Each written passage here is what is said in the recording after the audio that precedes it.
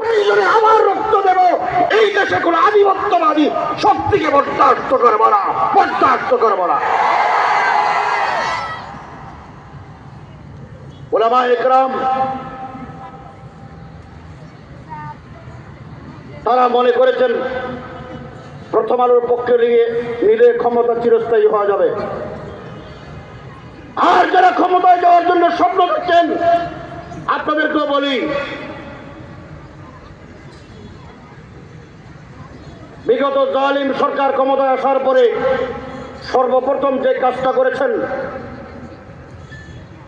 দেশটা স্বাধীন হয়েছে ৭১ সালে। ৭১ সালে দেশ স্বাধীন হওয়ার পর দেশটা মুসলমানের দেশ, কথা ঠিক না বেঠিক? বাংলাদেশের সংখ্যাগরিষ্ঠ মানুষ মুসলমান। ৭১ সালে যারা যুদ্ধ করেছেন তারা মুসলমান। মুসলমানরা রক্ত দিয়ে দেশকে স্বাধীন করলেন। ৭২ সালে একটা সংবিধান করা হলো।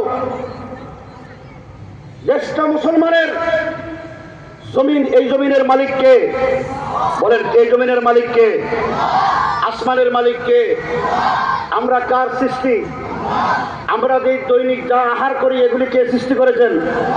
আমাদেরকে সুস্থ রাখলেন কে? অক্সিজেন গ্রহণ করি কার? বলেন তো, যারা ক্ষমতায় ছিল তাদের স্রষ্টাকে? তারা খায় কার? অক্সিজেন গ্রহণ করে কার? ক্ষমতা দিয়েছেন কে?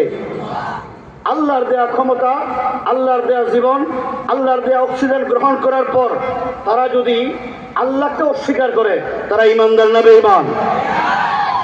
৭১ সালে দেশটা স্বাধীন হলো। ৭২ সালে একটা সংবিধান করলেন। দেশটা মুসলমানের দেশ। আমরা আল্লাহর সৃষ্টি, আল্লাহ আমাদের প্রভু, তাদেরও প্রভু। কিন্তু বাংলাদেশটা মুসলমানের দেশ হওয়ার পরেও একটা সংবিধান করা হলো। ওই সংবিধানে আল্লাহর নাম নাই, মুসলমানদের স্বীকৃতি নাই। ঠিক না বেটি? তারা বললেন কি, আমরা ধর্ম নিরপেক্ষ। আচ্ছা, মুসলমানরা কোনোদিন ধর্ম নিরপেক্ষ হইতে পারে? অথচ আল্লাহ বলেন, ইন্নাদ দীনা ইনদাল্লাহিল ইসলাম ওয়া মান ইয়াবতাগি গায়রাল ইসলাম দীনা ফালা ইউকবালা মিনহু। আল্লাহ স্পষ্ট বলে দিয়েছেন, ইসলাম ছাড়া অন্য কোনো মতাদর্শ, কোনো ধর্ম আল্লাহর কাছে গ্রহণযোগ্য নয়। যেখানে আমরা সংখ্যাগরিষ্ঠ মানুষ মুসলমান আল্লাহকে বিশ্বাস করি, আল্লাহর উপর ঈমান আনি, সেখানে দেশের একটা সংবিধান রচিত হবে। আমি ব্যক্তিগতভাবে আল্লাহর উপর আস্থা বিশ্বাস রাখি বলে আমি ব্যক্তিগতভাবে ঈমানদার। ঠিক না বেঠিক? আমি যেহেতু ব্যক্তিগতভাবে ঈমানদার, আমি মুসলিম রাষ্ট্রের